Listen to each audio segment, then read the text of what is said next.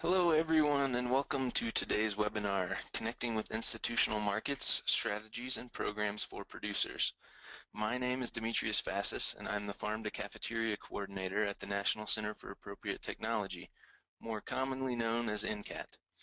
NCAT is a nationwide nonprofit organization with 6 regional headquarters across the country. We work on issues pertaining to sustainable agriculture and renewable energy. Developed by NCAT, the Farm to Cafeteria Network is a group of Montana food producers, processors, food service professionals, and community members who collaborate to share best practices and resources about farm to cafeteria programs across the state. Farm to Cafeteria Network's mission is to support vibrant local communities by increasing the amount of healthy, locally grown food served in both public and private institutions. Today's webinar is being funded in part by USDA Food and Nutrition Services Grant and Montana Department of Agriculture Specialty Crops Block Grant. We're very grateful for their partnership and support. First of all, I would like to introduce our speakers for today. Next slide. Brianna Ewert is the Farm to Institution Program Manager at the Mission Mountain Food Enterprise Center in Ronan, Montana. Marianne Vanden Elzen is the Produce Category Manager at Quality Foods Distributing in Bozeman, Montana. And Christina Angel is the co-owner and operations manager of Root Cellar Foods, which is located in Belgrade, Montana. During today's webinar, we'll hear from Brianna on food safety, sales agreements, and cooperatives. Next, Christina will talk about forward buying and contracting with institutions. Then, Marianne will talk about partnering with a distributor or aggregator for institutional sales. I will then give a brief overview of the Montana Harvest of the Month program as it relates to opportunities for producers in Montana, and the webinar will be followed with a time for participants to ask questions of our presenters in a panel format. Next slide. As you're listening to today's webinar, you can type in any questions that you might have in the field that you see on your screen. It should be to the right. I'll gather them up, sort them out, and have our panelists answer as many as we have time for at the end of the presentation. We might not be able to get to all of the questions during the webinar, but we will get back to you via email in the days to come. We will also be providing contact information for our individual panelists should you have questions specifically for them. Also, before we begin, I just want to ask that each of you fill out a very brief survey at the end of the webinar so that we can continue to provide effective outreach and education to you all. And thanks in advance for taking the time to do that. Next slide.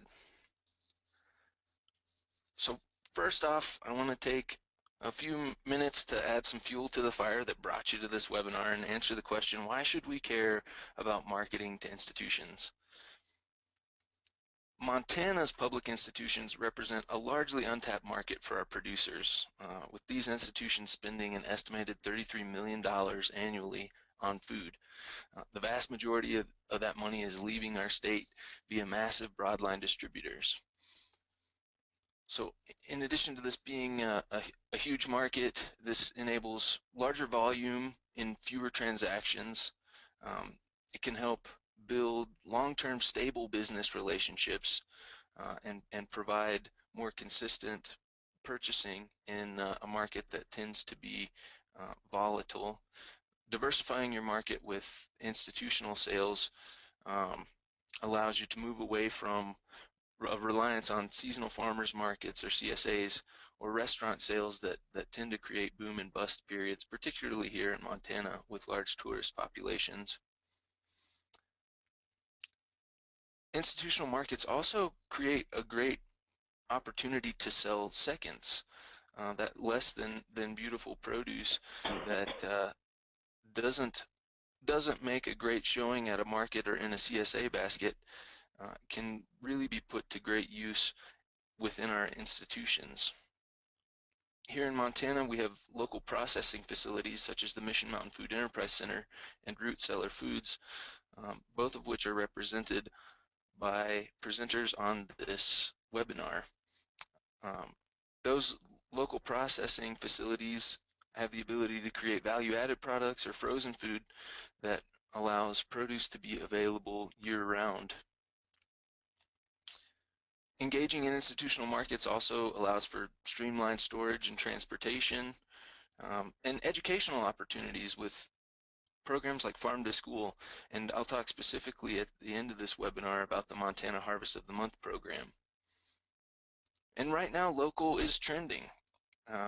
Scott Mushkin, a local food trends researcher at the Wolf Research Institute in New York, they're a firm that specializes in consumer trends, bottom line.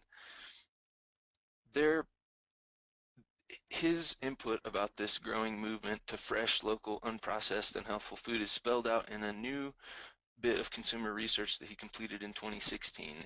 And Mr. Mushkin said, it's turning on its head the way we thought about food in the 1950s through the 1980s. He says, local and fresh is in, processed is out.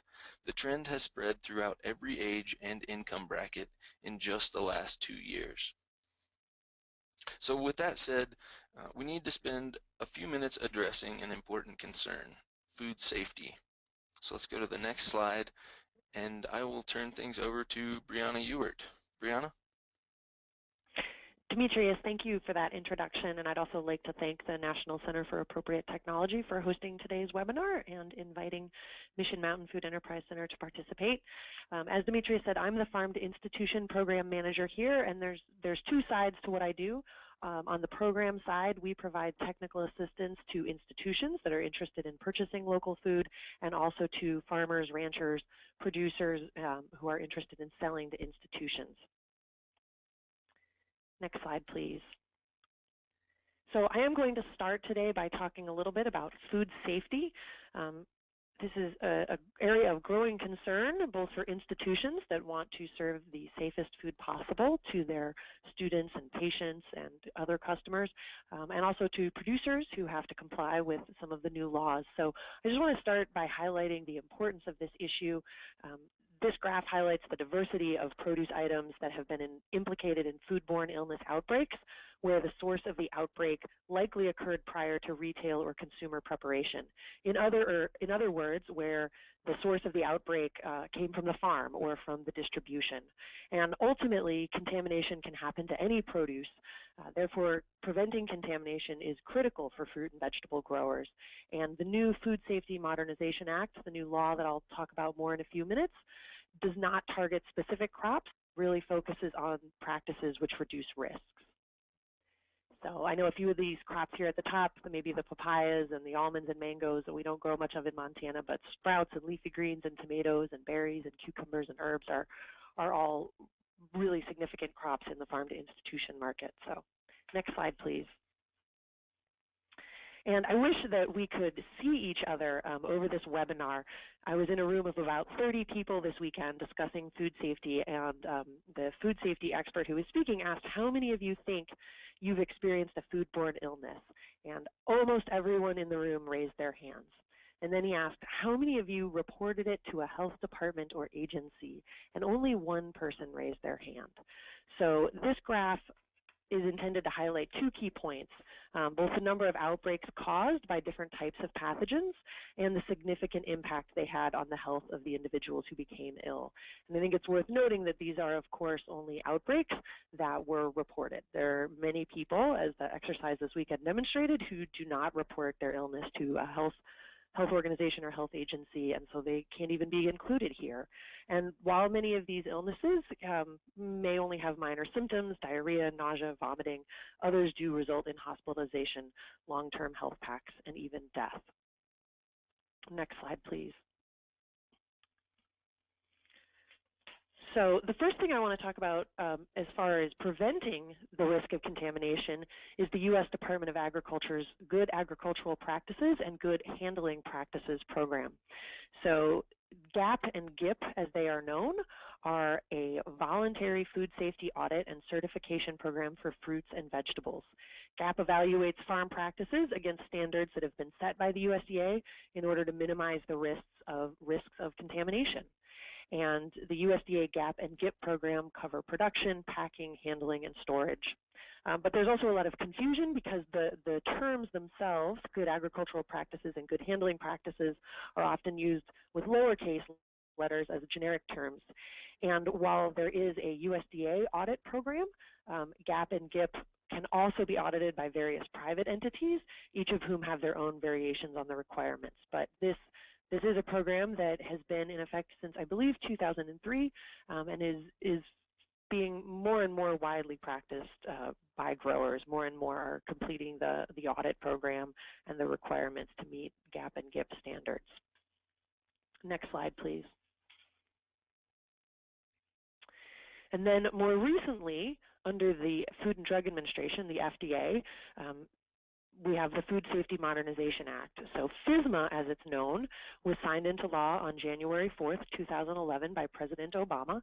It's the most sweeping reform of the U.S. food safety laws in over 70 years. And the overall objective of FSMA, as I said earlier, is to focus on prevention of food safety issues.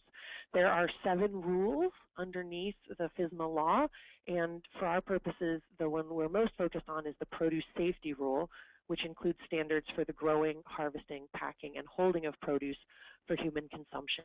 And I think it's worth noting that while these are regulatory changes, that they've been very much driven by the market.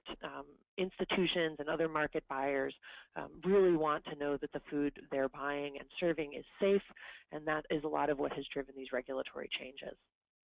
Next slide, please. So this table shows the number of years that growers have to come into compliance with the law, which went into effect in January of 2016. So you can see, depending on the size of the business, some will need to be in compliance by January of next year. Smaller businesses have a little more time.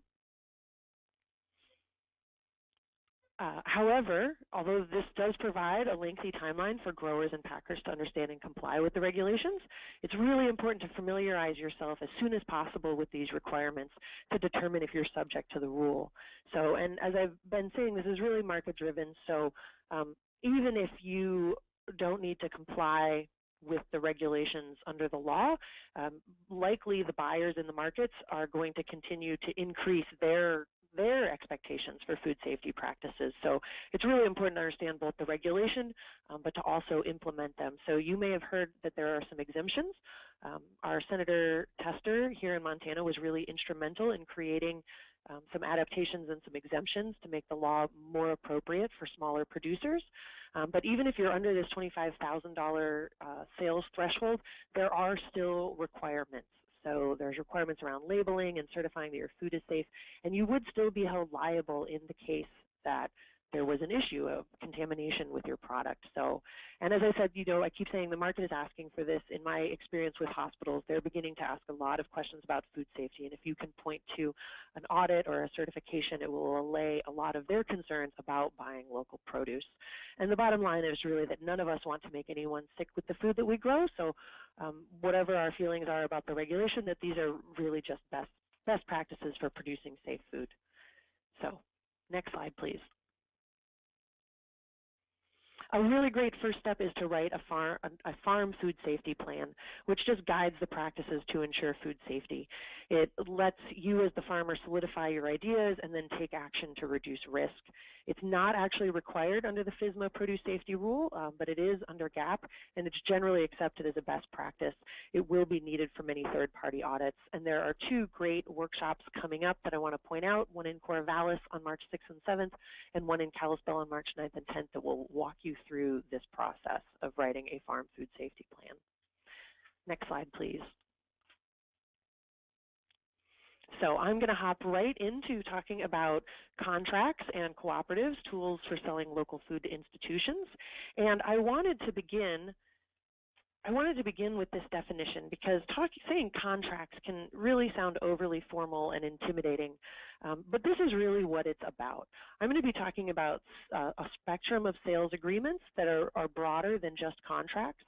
And the whole point is to establish a set of procedures and standards that a buyer and seller agree to follow when working with each other. It's really important to set these procedures and standards, and it sets a good foundation for profitable, strong sales and good relationships with your buyers over the long term. Next slide, please. So I touched on this already, but the question of why would I as a farmer use a sales agreement? I think the most important thing is to build strong sales relationships. It helps create understanding between the farmer and the buyer. It allows both to have predictability and accurate expectations. So instead of having disappointments come up, you can prevent problems. And there also can be a benefit, particularly with forward contracts, in guaranteeing a market for a farmer. And for the buyer, they know that they are getting a relative guarantee of availability, and they may also be able to negotiate better prices by making this advance commitment. And so I just want to emphasize that this is really not about pitting the buyers and the sellers, the farmers against each other. It's about bridging the space between them and creating understanding. It's about building strong relationships through good communication. And it really is more about preventing problems than creating a contract that's going to be enforced in court. Next slide, please.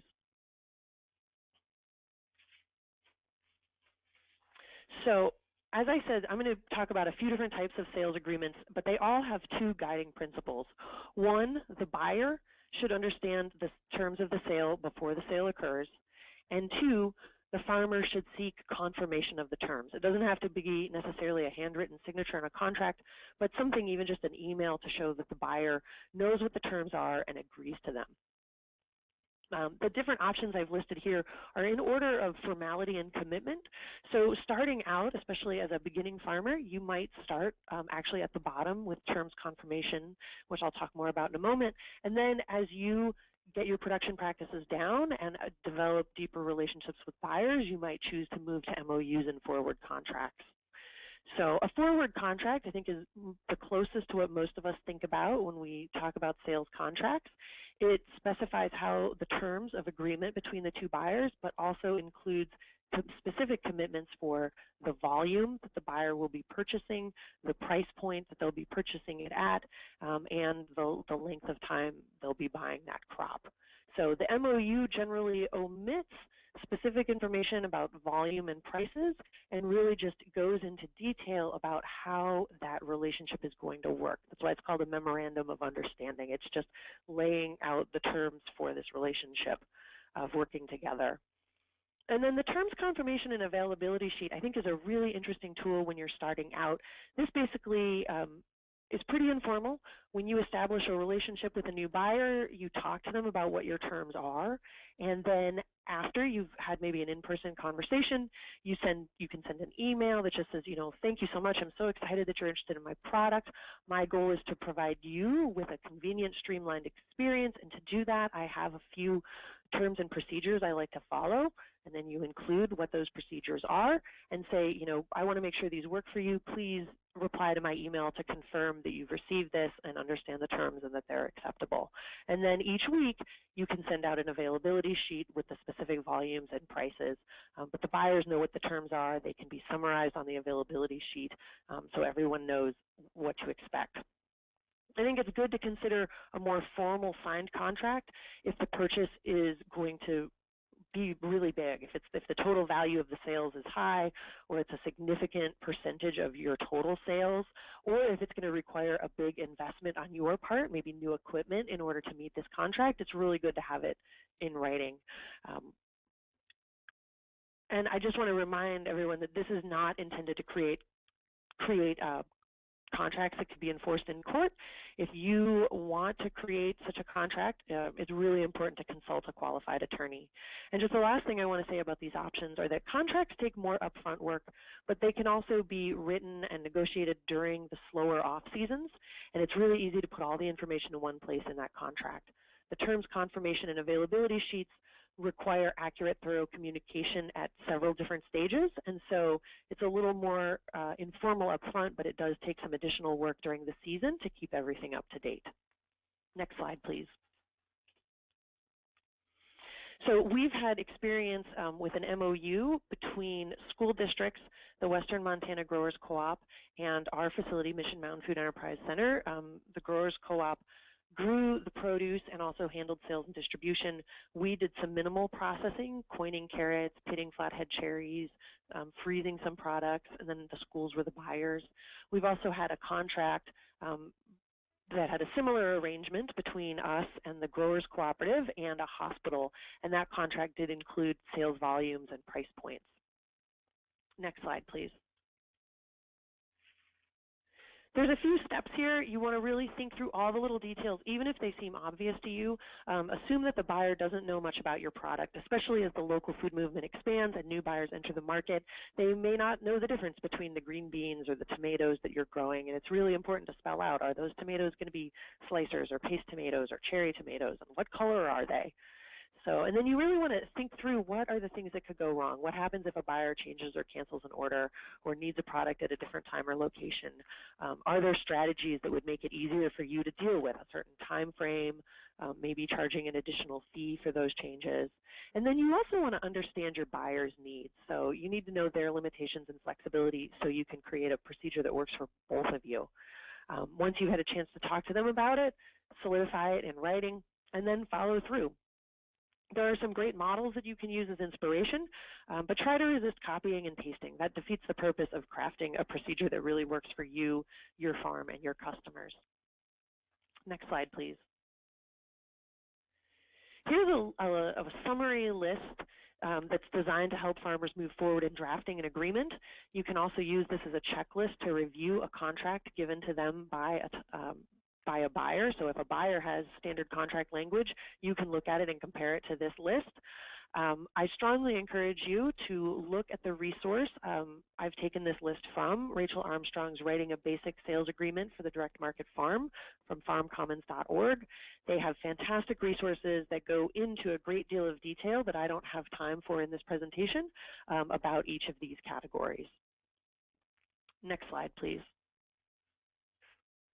So this is just some of the sample text from the MOU that we had in place with schools, and you can see this goes through some of the different parameters that we had established for working together and who took responsibility and when the different things happened. And I am happy to share this text. We're working on getting this posted to our website, but that's undergoing a revamp. And so in the meantime, you'll get my contact information in a moment, and I am happy to share this sample language with anyone who's interested. Next slide. And this is some of the sample language from the contract that we had with the hospital. And you can see it spells out a little more detail around things like insurance, warranties, payments, and also I've taken the products and the prices out, but there is a table that included a product description with specifics about the case sizes, the volume that was going to be ordered on a weekly basis, and then also the price point. Next slide, please. Just a few resources. Again, I'm happy to share the sample MOU and contract, and I want to point out again the Farm Commons website has actually a number of fantastic legal resources for farmers, especially small diversified operations. The two I'd point you to for sales and contracts are the Writing a Basic Sales Agreement for the Direct Market Farm and also Solidifying Wholesale Sales with Written Agreements, a workbook. They have fantastic details and models to work from. And if you're interested in learning from Rachel Armstrong of Farm Commons, she will be at a workshop, presenting a workshop in Missoula March 10th and 11th. It's hosted by the Community Food and Agriculture Coalition, Sustainable Farm Law 101, and the link for registration is included here on the slide. Next slide, please. And, I did want to also just say a quick word about our experience. We've primarily worked with cooperatives when it comes to serving institutions, and there's a real advantage. One is simply that the cooperative can negotiate the sales agreements on behalf of growers. So it can save growers a fair amount of time hashing out these agreements with institutions. A group of small producers are more able to produce the consistent volume that institutions need than an individual grower can on their own. Institutions also really appreciate being able to reach many growers with just one phone call or one sales order. instead of having to talk to numerous individual farmers. The cooperative is also able to offer reliable delivery in refrigerated trucks, electronic invoicing, some services that can be more difficult for small individual producers. And the other great advantage of the working in a cooperative is the food safety aspect. Western Montana Growers Co-op has been part of a pilot for a group gap audit that saves farmers time and cost and also offers support because they're working on this together. And so it's been a great strategy for small producers to meet some of these new food safety regulations. And the one I didn't put on here is also insurance, that the cooperative can carry a larger liability policy, which can be really beneficial for the members. Next slide, please. And this is my contact information. I'm happy to share, like I said, the sample MOU and contract, and will be available for questions both on the webinar and after. Thank you so much.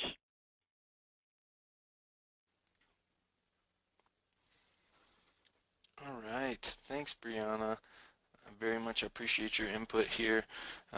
Next up will be Christina Angel. Christina, are you on with us now? I am, yes. Wonderful, thank you. Well, thank you. Yeah, of course. Thanks, Brianna, for that. And thanks to Demetrius and NCAT for hosting this webinar. I think it's a really important conversation, so I'm glad that we're getting it started before the next local season begins. So I'm Christina Angel. I am the owner and operations manager of Root Cellar Foods, located in Belgrade, Montana.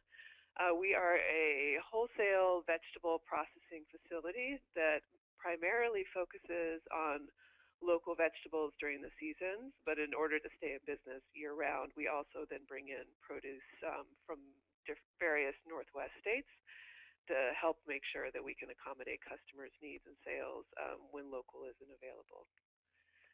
Next slide. So I'm going to cover some things, hopefully try not to duplicate too much of what Brianna already said. I'm going to focus a little bit more on my personal experience with Root Cellar and different conversations that I've had. So first, when discussing contracts, I think it's helpful to look at what local farmers think about contracts, because what's the point about talking about it if producers in general want to stay away from them? My experience here in the Gallatin Valley, at least, is that most farmers are in favor of forward buying contracts with wholesale accounts specifically over retail. The reason for this and the benefits that they see and the benefits that I've experienced in my personal experience with it is that if you have a forward buying contract, it's guaranteed sales. So instead of the kind of guesswork that goes into buying a certain amount of seeds for every season, planting it, and as long as it turns out, hopefully, that you have a market, you know that those 2 rows of kale or whatever it might be have a home once they're harvested. Within that, there's stability within scheduling with the farm labor as that crop comes around. So you know that instead of having to let, say, that whatever crop it is, die in the field because you can't sell it, you know you're going to have people there to harvest it when it's ready to go because you have a market for it. And again, that creates less waste on the crops that can't be sold because you're planting exactly what you need in order to sell it. The concerns with that, and when I talked about it, it's like, well, what if a crop fails? What will happen if I have a contract? Brianna kind of covered this, and you'll see it at the end of my example. You can just put it in the contract, the forward buying contract, that there's a clause that the grower is not held liable if there is some natural disaster, either due to weather, insects, or whatever it is, that's kind of an out for the producer. The other one is that, say, everyone wants a certain crop, that then you're stuck in growing a crop, or you have a lack of diversity on your farm. And I think really you can just pick and choose what contracts you want. So instead of having to be in that situation, you can choose the crops that you're interested in and still plant the other ones for your CSAs or farmers markets or whatever else you might have for sales. Next slide. So the other side of that is then what do institutions think of forward buying contracts? Brianna mentioned a couple things that are happening on the western side of the state. At least in the Gallatin Valley, in this area, so far most institutions have been a little bit leery of contracts, or a lot of them, the larger ones, of just buying local in general. Last summer, I had a conversation with a new executive chef at Bozeman Deaconess Hospital, and up until that point, they really hadn't been buying any local vegetables at all. They used primarily frozen pre-cut vegetables from either Cisco, FSA, whoever it was that they bought from. Any fresh veggies they did have were, again, already processed stuff like bags of shredded carrots. But this new executive chef was getting into buying local produce and had already started having a conversation with a local farmer and had been buying some like bags of this or that from them, but they were having trouble matching the labor because all of a sudden they were dealing with just a straight harvested product and not something that was already peeled or cut for them. So when I sat down with him, it was, I think, nice for him to see the processor side of that he could still get the already cut things or already washed things so they wouldn't have to spend that additional labor. So outside of the labor aspect, other noted concerns from prior years that he mentioned was just the ability to supply them enough, and then what they view as our short season. Also, a lot of small farmers, they do carry liability insurance, but frequently the policy is not large enough to cover what a lot of institutions require. And then, of course, with the new food safety rules, like, can a farmer show, do they have the proper documentation to show that they're following the correct steps and keeping things cool and minding, time and temperature things. There was also the attitude of the admins in the hospital, and there are a lot of institutions around here, especially lower level schools, where like the upper people in food service don't really believe in the local food movement, so it's hard for them to buy in with the amount of increased money they would have to spend on it. So what happened with it, unfortunately, is the executive chef was let go. But before we were in the process of, we gave him samples, he loved them. We were actually in the process of writing a contract with them. But he was let go, and the person who took over kind of fell back into the old habits of the hospital purchasing and just stuck with what they knew, the frozen vegetables. Next slide. So the concerns that they brought up were similar to concerns that I've had being brought up with other institutions, not just with buying local, but also with contracts. So again, it's accommodating the local whole farm products versus clean peeled cut produce from main distributors. Making sure the food safety, the consistent supply. The big one from some other places that I've talked to about buying local is the money. And that always seems to be the hang up with local because, local should cost more, and it generally does, but what that does to a place's budget, sometimes they're not comfortable with that, guaranteeing increased sales because the food tastes better. Also, if institutions are buying from individual farmers, there's an increased time spent on ordering. Whereas, with FSA or Cisco, you can make one phone call and pretty much get everything from vegetables to legumes to dry goods to meat. So if you start throwing in local produce to your institutional buying, you're then having to buy from and call or somehow contact multiple farmers rather than just going to one source. The increased labor, which we talked about if the food's not processed. And then especially for places that are like restaurants or larger restaurants or food services, it's the fluctuations that come with food services and sales and waste. Even the best restaurants around here never really know.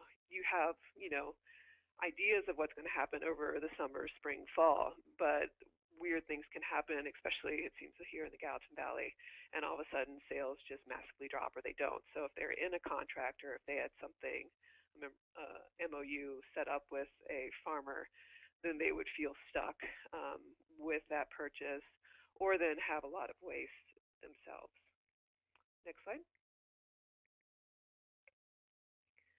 So what are some of the solutions that producers can do to overcome some of these institutional concerns? Outside of course, a producer can't just sell straight to an institution. There's nothing around here that says that can't happen. But they would just need to address all those concerns that I've brought up, and any concerns that that specific institution brings up to them. However, if that's not what you want to do, and that's not how you want to spend your time, is selling to all these different wholesale institutions, two options are: you can find a centralized distributor, which can limit the amount of people a purchaser has to order from. So say here in the Valley, and Marianne will speak later, QFD is a great example of someone who buys from multiple farms, and can then approach one place and satisfy the amount of kale or whatever it is they need, even if it's not that one farmer that has that amount, but multiple ones. So that's a great solution if you're just talking about unharvested product. The other part of it is you can partner with a food processor like Root Cellar Foods. What that does is that kind of helps with the concern of dealing with just harvested product versus processed product. What we can do is then act as that middleman, similar to what a distributor could do. And so you don't have to spend the effort on sales or marketing. We would do that to the institution. And with contracts, we would then become that person who contracts with the farmer, and would also contract with the institution, or if we're confident in selling it, just contract with the farmer.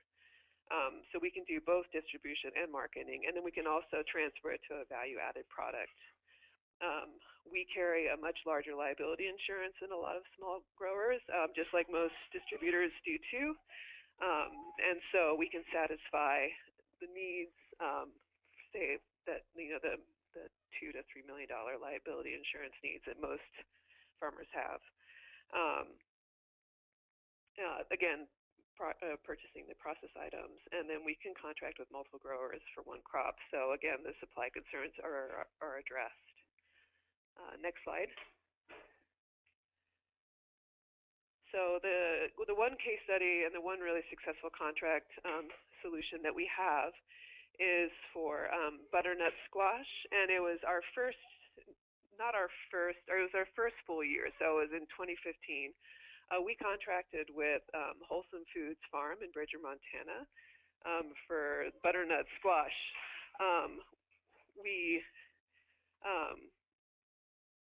contracted them because we knew it was a market that I could meet the demand for, and it was just something that where we contracted with them, but I didn't have a specific contract with any of the purchasers. So key parts of the contract, and if you want to go to the next slide, you can see the contract set up. The key parts of it is the amount of contracting to grow and purchase. So it was 1,600 pounds is what we had set up that they would grow for us and that we would buy. There is a set amount of what we're paying for it, and there's kind of delivery ideas and costs for it, and kind of where we're going to meet them. The clauses at the very end, at the next page, cover both parties. So there was the clause for them that if something happens to the crop, that they're then let out of the commitment. And there was a clause for us too, that if for whatever reason we had to declare bankruptcy or went out of business, that we obviously didn't have to pay for the crop. This was successful, as I said, because we did choose a product that was in high demand, and we knew it would sell. The other part of that is, so it turns out that they planted more than what should have yielded 1,600 pounds. However, because of some crop damage, they only got 800 pounds, but because we had a contract with them, it automatically went to us, which was great. So it wasn't, me trying to fight to get that amount, or my customers all of a sudden were out the butternut. We were able to provide everyone smaller amounts, but still amounts for it over other customers that they had. And yeah, that's kind of it for me, just so I don't duplicate too much. I'm sure my contact information is somewhere. If anyone has questions for me, I'll try to hang on until the end. Thank you. Thank you, Christina. Very helpful information, and great to hear from someone that's been creating these contracts on the ground. Next up is Marianne Vandenelzen with Quality Foods Distributing. Marianne? Hi, Demetrius. Can you hear me? Yes, we can. Okay, great. Just wanted to make sure. Hello, everyone, and thanks again to NCAT for hosting this webinar. As Christina said, this is a great time to be talking about this information and sharing experiences and best practices with one another. Here at Quality Foods Distributing, we're based in Bozeman, Montana, and we distribute local, regional, natural, and organic foods throughout the state of Montana and parts of Wyoming and Idaho. We distribute to retail grocers, wholesale accounts, restaurants, lodges, and institutions, healthcare centers, school districts, universities, and national parks. My role here at Quality Foods Distributing, I work directly with the produce suppliers, and in the next few slides, I will review what is required to work with a distributor and how distributors, the general process and how distributors can help suppliers enter the institutional market. Next slide. All right, first off, just sort of the general kind of nuts and bolts, the paperwork, regardless of whether you work with a distributor or sell to a direct institution, there are certain supplier standards which are required. Some we've already talked about, I'll cover very quickly, but the liability insurance obviously is very important. Each presenter has talked about that. Here at Quality Foods, we require that our suppliers have a $1 million liability insurance. We cover the $5 million on our side. So that's what we require, and that has enabled us to get into all of the institutions that we work with. In terms of licensing, a produce dealer in Montana is required by the Montana Department of Agriculture to have a produce dealer license. Anyone who produces more than or exceeds sales of $25,000 annually is required to do so. And it's a quarterly report and fees that are assessed. And this is done, again, through the Department of Agriculture here in Montana. Certifications, if you're certified organic, distributors require a copy of your license and a list of products you grow that are certified. We keep that on file here in our warehouse. Also, food safety certifications. As Brianna mentioned, there's the years to meet compliance varies from farm size in terms of annual sales. And we, as a distributor, currently do not require GAP certification, but we will go along with the standards as they are implemented. However, some institutions and distributors are already requiring that their suppliers have GAP certification. With our growers here at QFD, we recommend that our suppliers complete and submit the GAP checklist, and which will make it easier for them to meet compliance when the time arrives. We also recommend that they develop and submit a food safety plan. We keep that on file here in our warehouse as well. Many of our farmers are moving in this direction, and we are looking to pursue a distributor GAP certification and a group GAP certification to support and reduce costs for our suppliers, similar to what the Western Montana Growers Co-op has done with their suppliers. And for purchasing agreements, as Brianna mentioned, this is really about relationship building between buyers and farmers.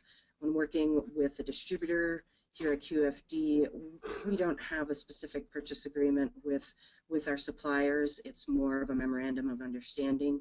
We meet annually to discuss the crop varieties that each supplier should grow, estimated volume of usage, and this could be depending on the crop. It could be weekly estimates, monthly estimates, or annual.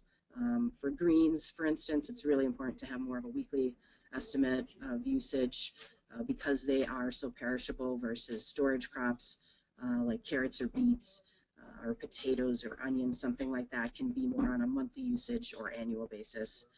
We also review with the growers pricing before the season starts, harvest specs, for instance, is it going to be a baby zucchini, or is it a full-size zucchini? Is it baby kale for salads, or is it bunched kale for more braising greens? We discuss package sizing, labeling requirements, if they're necessary, and our payment terms. And here at QFD, our payment terms are 30 days. So that's how we pay to the growers that we work with. Next slide. When working with the distributor, the weekly ordering process is done directly with the distributor instead of the customers. And the advantage here for the grower is that it's just the distributor then that you're working with and not potentially multiple institutions or multiple customers. The first step for the ordering process is farmers submit a crop availability sheet, similar to what Brianna had discussed earlier. And this is in advance of your harvest, so we as a distributor know what you have available. We then contact our customers and determine sales for the upcoming week. Step 2, the distributor submits a purchase order to the supplier, and the purchase order includes product description, quantity, pack size, cost. And note, again, the products and the pack size and cost, those are determined in advance when I have my annual meeting or sometimes biannual meeting with our suppliers. Next, after the supplier receives a purchase order, the supplier harvests to the specifications on the purchase order. And although these are determined in advance, it is really beneficial for farmers to know the industry standards and grading standards for each crops. So in terms of product specifications for the institutions, are the carrots going to be bulk, or are they going to have the tops on? Zucchini, is it a standard size or a baby size? And in terms of industry standards, what does that mean? Standard size zucchini would be 5 to 7 inches, baby would be 3 to 5 inches. So knowing that information in advance is extremely helpful. Step 4 with the ordering process, purchase is packaged according to the purchase order. For example, the 10-pound, is it a 10-pound case of cucumbers or is it 24 heads of lettuce? And you want to pack specifically to those dimensions. And as I mentioned, again, all these pack sizes go right along with industry standards. And another part of the process for the supplier is to make sure you have adequate packaging supplies before the season starts. This includes food grade bags or clamshells, twist ties, cases or crates, and the labels that you're going to be putting either on the bag or the boxes so that the buyer knows what's exactly on it. It's important to have that in advance of the season, because once the season starts, as you all know as farmers, it's too crazy and it's hard to get the supplies in as needed. So it's best to do that in advance. And also packaging requires labels, as I mentioned, and on the label it's a product, the pack specifications, whether it's a weight or a count, the date, and then lot number, which is not totally mandatory but will be as we go down the food safety standards. So all right, and then in terms of delivery guidelines, depending on the farmer's location and agreement with the distributor, the farmer may deliver directly to the distributor warehouse, or the distributor may meet the supplier at the farm or designated pickup locations. The delivery day and time is usually set up in advance and then should remain consistent throughout the season. And in terms of how this varies from working directly with an institution, farmers would often would have to know individual times that are specified for each institution on when they can accept a delivery. Some may be 6 a.m. to noon, and some may just have specific days, or whatever the case may be. In this case, if you're working directly with a distributor, that's all you need to know is how are you going to meet the distributor? How are you going to get your product to them? The distributor will take care of all the delivery times with the various institutions. Another important part of the delivery is maintaining the cold chain. So when you harvest, you're going to chill that product, and from there the farmers need to maintain proper temperature control to get it to the distributor. And then from there, it's on the distributor's shoulders to deliver to the institution in a refrigerated truck. Oftentimes institutions will check temperature of the food upon arrival of delivery. And then also when you're meeting the distributor with your food, always include an invoice or a pack list. The distributor will match the invoice or pack list to the purchase order to ensure what was ordered was delivered. Also, the distributor will check for quality upon arrival at the warehouse. If anything is awry at that point, then the distributor can talk about it with the grower. Next slide. All right, so what are some of the responsibilities of the distributor? We're the ones who are going to take on the role of dealing with sales and delivery and distribution of the product instead of the farmer having to do this. So the distributor sales team is going to meet with the institution's purchaser or purchasers. Often institutions have more than one purchaser. There could be dining halls, catering chefs, or special event chefs, delis, cafes. They could all be a part of an institution, and each one could be ordering. They don't always order under one buyer. The distributor also identifies the product needs of the institution, determines seasonal and annual product usage. Distributors also may take samples or samples of photos of products or brand labels to the meeting, and it could be a collection of all the farmers that would be supplying product for that institution when we do that. And then the distributor sets up the purchasing agreement with the institution, and oftentimes this is more of, again, a memorandum of understanding with guidelines of what the institution will buy and the estimated volume and pricing estimates. Next slide, please. So in summary, suppliers, farmers, they can go direct and build that direct relationship with an institution. And Brianna really outlined, and Brianna really outlined sort of the expectations on that. But as partnering with a distributor, there are some certain advantages.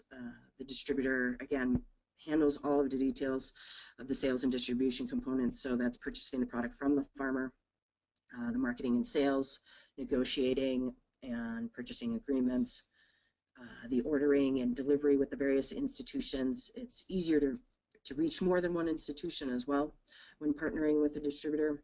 And the distributor also takes care of the accounts receivable and payable. So again, if there's multiple buyers within one institution, we're collecting all those receivables and then paying you in one check. So that sort of streamlines that accounts receivable payable process. The distributor handles a lot of the production planning and then assists with scaling production with the grower. All right, next slide. And just another kind of quick review. This also, because the distributor is sort of taking care of the muddle and the middle part of it, it helps reduce time spent on marketing sales for the grower. It reduces time spent negotiating and streamlines the ordering process. Instead of having to deal with multiple buyers, you're just dealing with the one person. In this case, if you're ordering with Quality Foods Distributing, it would just be me. And then you're going to reduce your delivery time and costs. You're just going to go to one place or meet up with one buyer. And it also, again, it streamlines those accounts receivable. And in the end, the goal is that it increased time for production for you. So hopefully you can grow your production, you can grow your scalability, and expand your business. Next slide. And then benefits for the institution. It's sort of almost the mirror image of that. It reduces meeting time and negotiations for the buyers from the institutions. It reduces accounts payable. Again, often institutions prefer to purchase from multiple products from one supplier instead of having all these different individual accounts. It streamlines their ordering process. It streamlines their delivery and check-in process, and it improves supply. So consistency of supply. If one farmer fails to meet supplies, as Christina mentioned, there might be other farmers that can fill in the gaps that are connected to the distributor, the aggregator, to meet the needs of the institution. All right, that's it. I'm done. Demetrius. Thank you, thank you, thank you. Next slide, please. Next, perfect. So I am going to talk briefly about a Montana-specific program, the Montana Harvest of the Month. This program's been opening the door up to institutional sales for our specialty crop producers here in Montana. Next slide.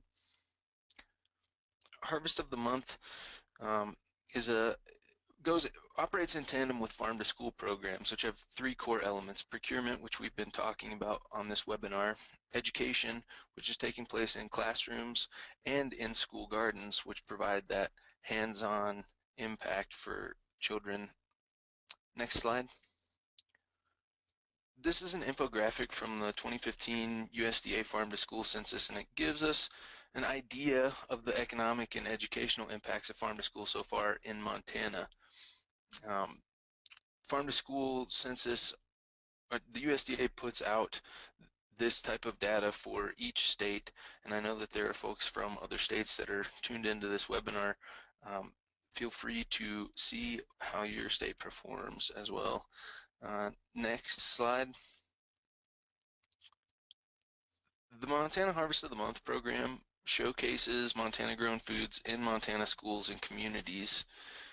It's a program that was developed over the past 3 years, and it is in its first full year of launch currently, with almost 150 schools across the state that are participating. Next slide. The program is a collaboration between many institutions at the state and local levels, um, with funding provided by those that you see listed on this slide. Next slide. This is the current calendar of the Montana Harvest of the Month program, and we have recommended harvest items for each month, but none of the materials that are printed up have designated months on them, so schools and institutions that utilize this program can rearrange it as they see fit. Currently, the Office of Public Instruction does have additional funding to increase this to a full 12-month calendar, and that will be happening over the next 2 years. Next slide. In K through 12 schools, the requirement for participation is one, registration, building a team, which might consist of school food service directors, administration, teachers, perhaps parents or other educators, and hopefully producers as well. Once registered, schools receive a packet that contains all of the harvest items materials, which I'll talk about here in a moment.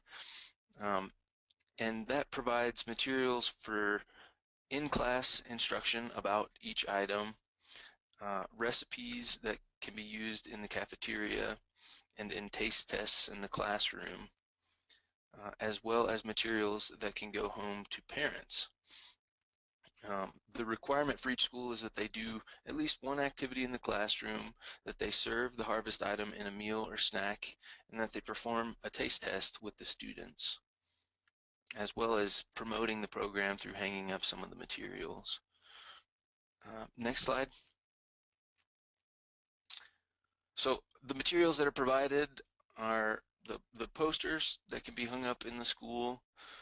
There's newsletter content that's editable and can be used by an institution in an existing newsletter, as well as 3 different handouts, one for cafeteria staff, one for educators, and then one that goes home to parents. Next slide. So how does this relate to producers? This Harvest of the Month program provides an awesome opportunity to really engage with those institutions that are in your community, and to get some face time with kids, as well as a market for your produce. The Harvest of the Month, well, institutions in general represent a good avenue for marketing seconds, as the cafeteria staff are going to be preparing those foods to be served. We've seen this work fairly well with institutions as a market for seconds here in Montana thus far. It's also an opportunity to partner with distributors like Quality Foods, as they are selling to schools as well.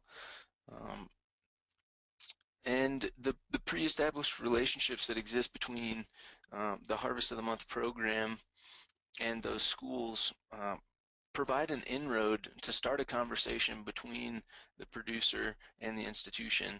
And the hope is that this program is really opening doors for continued purchases from our local producers. It also provides an opportunity for you to promote your business, and can be a great springboard into the forward contracting that we've been talking about today. Next slide. This is a photo of a couple of farmers, a couple of ranchers that are in a classroom in Ennis, Montana. March is beef month here in Montana for the Harvest of the Month, and this photo was taken during the pilot year of Harvest of the Month, when producers actually came in, brought samples in to taste test with students, and also talked about how their beef gets from field to fork. It was an awesome opportunity for them to get some face time with the students, and it really helped bring um, the food system full circle for the kids that were involved in that. Next slide. There are lots of ways that your products can be used in the schools, not just being served on the lunch line, but in taste tests and in cooking projects that might happen in the classroom. Some of these photos you can see kids actually working with local produce and in cooking classes. Students have also used local food for a variety of learning opportunities, whether it's counting the seeds inside of a butternut squash for a math activity, or dissecting um, fruits to see all the different flower parts. The opportunities are endless for how products can be used. Next slide.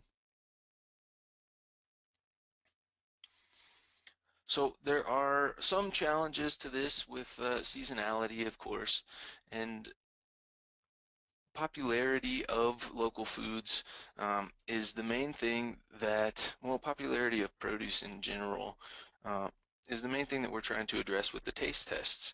Um, our pilot year has shown that when students uh, are able to give a taste to a product before it shows up on their lunch line, they're much more likely to enjoy it. And we're seeing those items start to be integrated into school menus. Processing can be another huge barrier, but around Montana there are a few local processors that are starting to make year-round availability of local foods a possibility, which is a wonderful thing to see. And being able to start to meet the needs of those expectations um, through increased processing capacity has been huge for our state.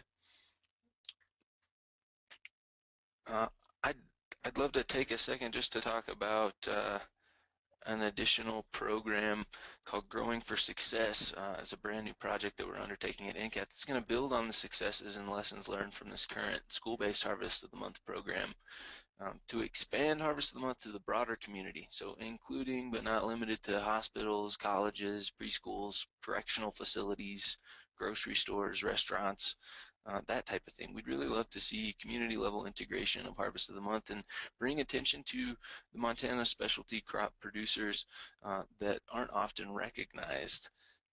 Everyone knows beef, barley, and wheat, but Harvest of the Month not only highlights those products, but takes months out of the year to draw attention to those other specialty crops that are grown within our state. One example of how producers are using Harvest of the Month right now for beef month, Yellowstone grass-fed beef is actually running a promotion on their ground beef for the month of March, so that schools can get an opportunity to get a cheaper rate to buy local beef for this month. It's fantastic to see producers starting to work with this program in its first year, and I'm excited to see what's next. So we'll go to the next slide. Here's a few more resources relating to some of the topics that we covered today. The NCAT's Farm to Cafeteria Network maintains a database on our webpage of both producers and institutions that are engaged in local procurement right now across our state. So feel free to check that out. We're also working in tandem with Arrow's Abundant Montana project to combine our mapping efforts and have one comprehensive service that's editable by the producers themselves, so you can host your own site, include social media links, product locations, and that service is currently being offered through Arrow's Abundant Montana website. If you have an existing listing that hasn't been claimed, or you'd like to start a listing as a Montana producer, please log on there. So thank you so much for your attention during this webinar, and I know that we are out of time, but I would love to answer any questions that might have come up. If you have any questions, feel free to type them in the field that you see on your screen.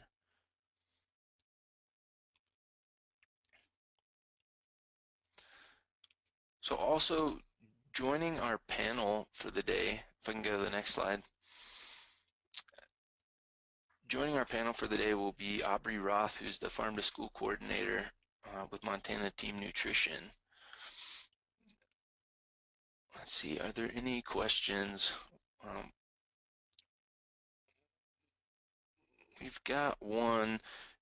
Do I need any licenses or certifications to sell to schools? That might be an appropriate question for Aubrey first. Hi, everyone, and thanks so much, Demetrius, for having me on. Yeah, so it really depends on what the item is. So if it's an unprocessed whole agricultural product, like let's say beets, and they're not processed, then the licensing is a wholesale produce license, depending on the producer, and the producer would have to hold that. Besides that, I always recommend, strongly recommend that schools work with their county sanitarians, or the producers work with their county sanitarians to make sure they're doing all the necessary testing for the area, and they're following all food safety laws as well as best practices. So really, produce is an easy one. There's not a lot of regulations there for licenses per se, but there is a wholesale produce license through the Department of Ag. Do any of our other panelists have anything to add to that?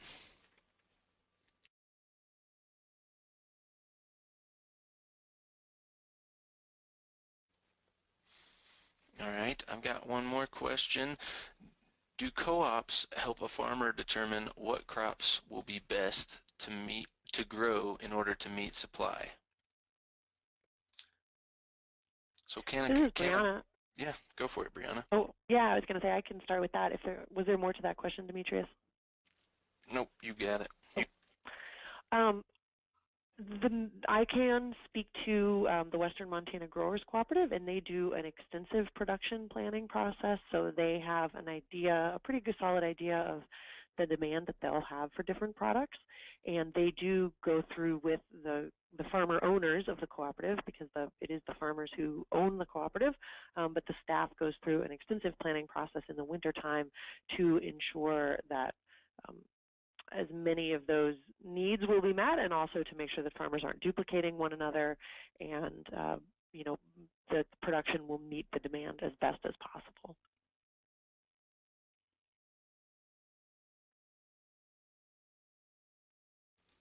So it can be really helpful for making sure that those markets aren't saturated with certain crops and short in other crops. Awesome. Thanks, Brianna. Demetrius, could I add something to that? Yes. Yeah, whether it's a co-op or a food processor like Mission Mountain Enterprise or Root Cellar Foods, or working with a distributor, all those folks are working to help the grower determine what the amount, the quantity of crops they need to plant, and the specific ones, so that we're trying to avoid the inundation of one crop flooding the market. So that's, we're really trying to work together to meet the actual demands and not have a lot of extra of any one thing floating around. So I think everyone is trying to make a concerted effort on that. All right, thanks. I'm sorry that we don't have time for many questions. We will address those via email. That's all the time that we have for today. This webinar will be posted in the next few days on the ATTRA website at www.attra.ncat.org. You'll also receive email notification when it's available if you registered for the webinar. And as I said, we'll get back to you about any questions that you had that weren't answered during the webinar. And I want to remind our viewers once again to please take just a minute to complete the survey you'll see on your screen immediately after we close here. Your feedback's extremely valuable. Thank you so much to all of our presenters and panelists, and thank you all for attending today's webinar.